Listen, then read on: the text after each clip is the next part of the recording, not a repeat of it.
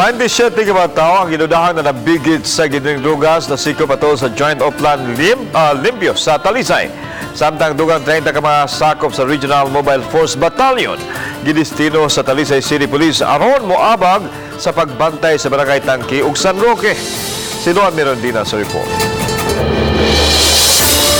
Gustong pamatud-an sa Talisay City Police Station nga wala sila magmika sa ilang trabaho aron makatabang sa ilang kampanya batok sa gidiling drogas. Dugang 30 ka mga sakop sa Regional Mobile Force Battalion gidestino sa Talisay.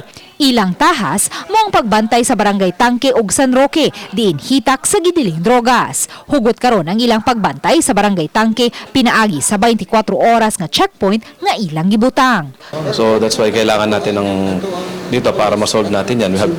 We needed the support of the community. That's why yun ang palalakasin natin together with yung support ng ating barangay. Dari man ang rampant ang drug using. So ang 30 nga gihatag ni RD will be utilized fully to guard this particular area.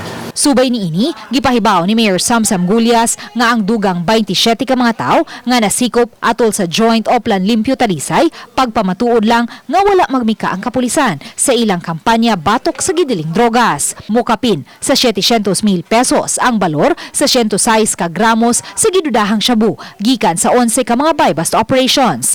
13 sa 27 ka mga nasikop mga high-value individual. 5 million ang nadakpan.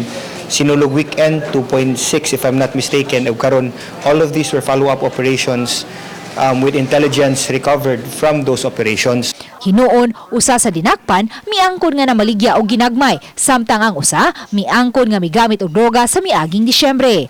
Apan ang laing dinakpan, mihimakakyod nga iya ang drogas nga nasakmit sa kapulisan. Uban ni Renan Tiquinones, Luan Mirondina, Balitang Besdak.